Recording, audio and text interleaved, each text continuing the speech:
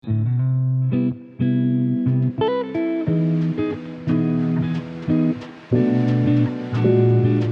Hi welcome back to Swathi home maker YouTube channel. Please subscribe ಮಾಡಿ, ಪಕ್ಕದಲ್ಲೇ ಇರುವಂಥ bell icon click ಮಾಡಿ, first notification ನಿಮಗೆ ಬರುತ್ತೆ. ನಾನು ಈವ್ನಿಂಗ್ ವ್ಲಾಗ್ ಶೇರ್ ಮಾಡ್ಕೋತಾ ಇದ್ದೀನಿ. ಮಳೆ ಬರ್ತಾ ಇತ್ತು, ಹಾಗೆ ಚಳಿ ಕೂಡ ಇತ್ತು. ಇವರು ಬೋಂಡ ಏನಾದರೂ ಮಾಡು ಅಂತ ಅಂದರು, ಬೇಗ ಬಂದಿದ್ದರು. ನಾನು ಬೋಂಡ ಮಾಡೋಣ ಅಂತ ಅಂದ್ಕೊಂಡು ಅದ್ರ ಜೊತೆಗೆ ಕಾಫಿ, ನನಗೆ ಕಾಫಿ ಅಂದ್ರೇ ಇಷ್ಟ ಆಗೋದು. ಹಾಲು ಕೂಡ ಕುಡಿತೀನಿ, ಬಟ್ ಕಾಫಿ ಟೀ ಏನು ಕುಡಿಯೋಲ್ಲ ಜಾಸ್ತಿ. ಈ ಥರ ಚಳಿ ಆದಾಗ ಯಾವಾಗಾದರೂ ಬೇಕು ಅನ್ನಿಸ್ದಾಗ ಮಾತ್ರ ಕಾಫಿ ಕುಡಿತೀನಿ ಅಷ್ಟೇ. ಅವರಿಗೆ ನಾವು ನೈಟ್ ಹೊತ್ತು ಮಾತ್ರ ಹಾಲು ಕುಡಿಯೋದು, ಇನ್ಯಾವ ಟೈಮಲ್ಲೂ ಪಾಪಗೂ ಕೊಡೋಲ್ಲ, ನಾನು ಕೂಡ ಕುಡಿಯೋಲ್ಲ. ಬೆಳಿಗ್ಗೆ ತಿಂಡಿ ಆದಮೇಲೆ ಅವ್ನು ಕೇಳಿದ್ರೆ ಮಾತ್ರ ಕೊಡ್ತೀನಿ ಅಷ್ಟೇ.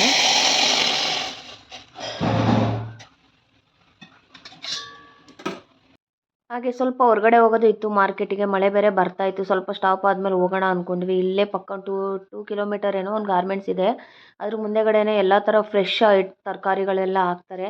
ಅಲ್ಲೇ ತೊಗೊಬರೋದು. ನಾನು ಫಸ್ಟೆಲ್ಲ ಗೊತ್ತಾಗ್ತಿರ್ಲಿಲ್ಲ, ಎಲ್ಲೆಲ್ಲೋ ತೊಗೊಬಂದ್ಬಿಡ್ತಿದ್ದೆ. ಆಮೇಲೆ ಜಾಸ್ತಿ ತಂದು ವೇಸ್ಟ್ ಮಾಡ್ತಾಯಿದ್ದೆ. ಇವಾಗ ಗೊತ್ತಾಗುತ್ತೆ, ಇಬ್ಬರೇ ಇರೋದ್ರಿಂದ ಎಷ್ಟು ತೊಗೊಂಡ್ರೆ ಏನು ಯೂಸು ಅಂತ. ಅಷ್ಟರಲ್ಲಿ ಪಾಪುನು ಅವ್ನು ಎದ್ದೇಳೋಷ್ಟರಲ್ಲಿ ನಾವು ಕುಡ್ಕೊಂಡು ಅವ್ನು ಎಬ್ಬಿಸ್ಬಿಟ್ಟು ಕರ್ಕೊಂಡು ಹೋಗೋಣ ಅಂದ್ಕೊಂಡ್ವಿ. ಅಷ್ಟರಲ್ಲಿ ಅವನು ಎದ್ದ. ಅವ್ನು ಎದ್ದ ತಕ್ಷಣ ಅಮ್ಮ ಅಮ್ಮ ಅಂತಾನೆ ಅಲ್ವಾ ಮಕ್ಳು ಅನ್ನೋದು. ಸಮಾಧಾನ ಮಾಡ್ಕೊಂಡು ಅವನು ಜೊತೆ ಕೂರಿಸ್ಕೊಂಡು ಅವ್ನು ಬೋಂಡ ಕೊಟ್ಟೆ, ತಿನ್ನಲಿಲ್ಲ. ಹಾಲು ಕೇಳಿದೆ, ಬೇಡ ಅಂತ ಹೇಳ್ದೆ. ಅವನಿಗೆ ಅನ್ನಿಸ್ಬೇಕು, ಅವಾಗ ಅವ್ನು ಮಾತ್ರ ಕುಡಿಯೋದು. ನಾನು ಏನನ್ನು ಕೂಡ ಫೋರ್ಸ್ ಮಾಡೋಕ್ಕೆ ಹೋಗಲ್ಲ. ಅಪ್ಪ ನಾನು ಕಾಫಿ ಕುಡಿಯೋಣ ಅಂದ್ಕೊಂಡಿದ್ವಿ, ನೋಡಲ್ಲಿ ಅಪ್ಪ ನಾವು ಬೋಂಡ ಮಾಡ್ಕೊಂಡಿದ್ದೀವಿ. ಕೊಡ್ತೀನಿ, ನಿಂಗೂ ಬೇಕಾ? ತಿನ್ನಲ್ವಾ ನೀನು?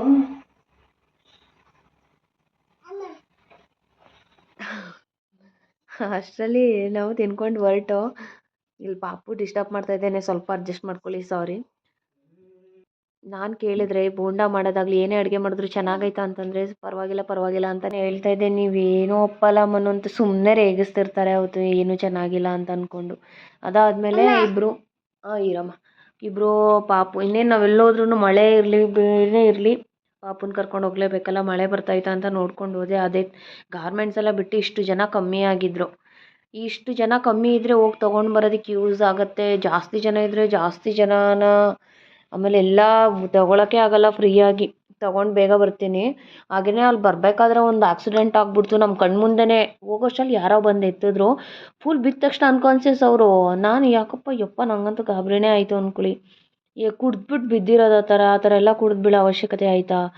ಏನೋಪ್ಪ ದೇವರೇ, ಅವ್ರನ್ನ ನಂಬ್ಕೊಂಡು ಅವ್ರ ತಂದೆ ತಾಯಿ ಇರ್ತಾರೆ, ಮನೆ ಫ್ಯಾಮಿಲಿ ಇರುತ್ತೆ ಅನ್ನೋದನ್ನು ಅವರಿಗೆ ಯಾವಾಗ ಅರ್ಥ ಆಗುತ್ತೋ. ನಂಗೆ ಆ ಥರದ್ದೆಲ್ಲ ನೋಡಿದ್ರೆ ಒಂಥರ ಬೇಜಾರಾಗುತ್ತೆ. ಆ ದಿನ ಪೂರ್ತಿ ಅದನ್ನೇ ಯೋಚನೆ ಮಾಡ್ತಾ ಇರ್ತೀನಿ ನಾನು. ನನ್ನ ಹಸ್ಬೆಂಡ್ ಬೈತಾರೆ, ಒಂದು ನಾಯಿಗಾದರೂ ಅದೇ ಯೋಚನೆ ಮಾಡ್ತೀಯಾ, ಎಲ್ಲ ಥರ ಯೋಚನೆ ಮಾಡ್ತೀಯಾ ಅಂತ. ಮನೆಗೆ ಬಂದೆ, ಸ್ವಲ್ಪ ಎಲ್ಲ ಪಾತ್ರೆ ಇತ್ತು, ಅದನ್ನೆಲ್ಲ ತೊಳೆದಿಟ್ಕೊಂಡೆ. ಸಾಂಬಾರಿತ್ತು, ಮಟನ್ ಸಾಂಬಾರು.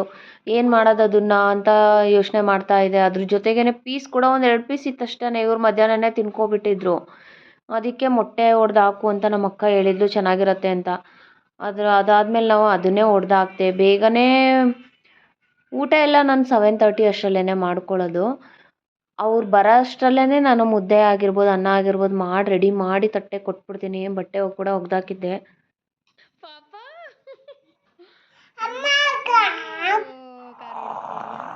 ಆಮೇಲೆ ಅನ್ನಿಸ್ತು ಅವನಿಗೆ, ಕೊಡಪ್ಪ ಹಾಲು ಕುಡಿಬೇಕಂತ. ಆಮೇಲೆ ಅನ್ನಿಸ್ತು, ತರಕಾರಿ ತಂದಿರೋದೆಲ್ಲ ವಾಶ್ ಮಾಡಿಬಿಟ್ಟು ನೀಟಾಗೆಲ್ಲ ಎತ್ತಿಕ್ತಾ ಇದ್ದೀವಿ. ಅದಕ್ಕೆ ಎತ್ತಿಕ್ಕಕ್ಕೆ ಬೇಕಲ್ವಾ, ಎಲ್ಲನೂ ನೀಟಾಗಿ ಇದು ಮಾಡೋಷ್ಟರಲ್ಲಿ ಒಂದು 1/2 hour ಬೇಕೇ ಬೇಕು. ಊಟ ಎಲ್ಲ ಮಾಡಿಕೊಂಡು ಎಲ್ಲ ಕೆಲಸ ಮುಗಿಸ್ಕೊಂಡು ಕರೆಕ್ಟಾಗಿ ನಾನು ಒಂದು 8 o'clock ಅಷ್ಟರಲ್ಲೆಲ್ಲ ಎಲ್ಲ ಕೆಲಸ ಮುಗಿಸಿ ನಾವು ವಾಕಿಂಗ್ ಹೋದರೆ 9 ಗಂಟೆಗೆ ಬರ್ತೀವಿ.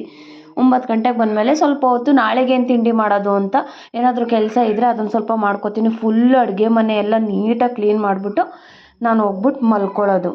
ಬೆಳಿಗ್ಗೆ ಮಾಮೂಲಿ ನಾನು ಇವಾಗ ಒನ್ ವೀಕಿಂದ ನಾನು ಯೋಗ ಮಾಡ್ತಾಯಿದ್ದೀನಿ.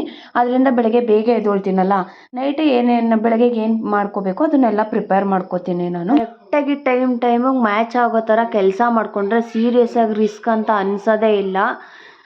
ಒಟ್ಟಿನಲ್ಲಿ ಏನು ಗೊತ್ತಾ, ಒಬ್ಬರು ಕೆಲಸನೇ ಸಾಗಲ್ಲ ಅಂತ ಹೇಳ್ತಾ ಇರ್ತಾರೆ. ಅದನ್ನು ಸ್ವಲ್ಪ ಯೋಚನೆ ಮಾಡಿ ಥಿಂಕ್ ಮಾಡಿಕೊಂಡ್ರೆ ಎಲ್ಲರ ಮನೇಲೂ ಬೇಗ ಕೆಲಸ ಆಗೇ ಆಗುತ್ತೆ. ನಾವಿಬ್ಬರೇ ಇರೋದಕ್ಕೆ ಬೇಗ ಆಗ್ತೈತೆ ಅಂತಲ್ಲ, ನಾವು ನಮ್ಮ ಅತ್ತೆ ಮನೇಲಿ ಇದ್ದಾಗಲೂ ಕೂಡ ನಾವು ಬೇಗ ಆಗಿ ಅತ್ತೆ ನಾನು ಇಬ್ಬರೂ ಮಾತಾಡ್ಕೊಂಡು ಕೂತ್ಕೋತಿದ್ವಿ. ಅಷ್ಟು ಬೇಗ ಕೆಲಸ ಮುಗಿಸ್ತಿದ್ದೋ.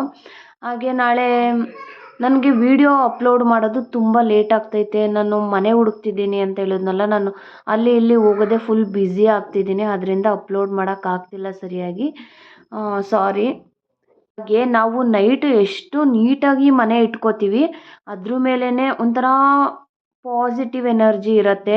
ಜಿರಳೆ ಅವಾಯ್ಡ್ ಆಗುತ್ತೆ. ಈ ಮನೆಗೆ ಬಂದಾಗ ತುಂಬ ಜಿರಳೆ ಇತ್ತು ಗೈಸ್. ಯಪ್ಪ ನನಗಂತೂ ನೋಡಿ ಹತ್ಬಿಟ್ಟಿದ್ದೀನಿ. ನಂಗೆ ಜಿರಳೆಗಳು ಈ ಥರದ್ದೆಲ್ಲ ನೀಟಾಗಿಲ್ಲ ಮನೆ ಅಂದರೆ ನಂಗೊಂಥರ ಇರೋದಕ್ಕೆ ಆಗಲ್ಲ. ನಾನು ಆ ಥರ ಅದು ಹೆಂಗೆ ಅಂತಂದರೆ ಅದನ್ನು ಹೋಗ್ಸೋದಕ್ಕೆ ನಾನು ಒಸಿ ಥರ ಪ್ರಯತ್ನ ಪಟ್ಟಿಲ್ಲ.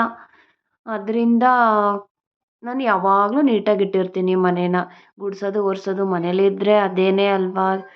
ಹಾಗೆ ನಾನು ನೈಟು ಮಲ್ಕೋಬೇಕಾದ್ರೆ ಫೇಸ್ ವಾಶ್ ಮಾಡಿಕೊಂಡು ಮಾಯಿಶ್ಚರೈಸರ್ ಮಾಡಿಕೊಂಡು ಉಪ್ಪಿಗೆ ಕೈ ಎಣ್ಣೆ ಸವರ್ಕೊಂಡು ಮಲ್ಕೋತೀನಿ. Thank you for watching. Please support ಮಾಡಿ. Thank you.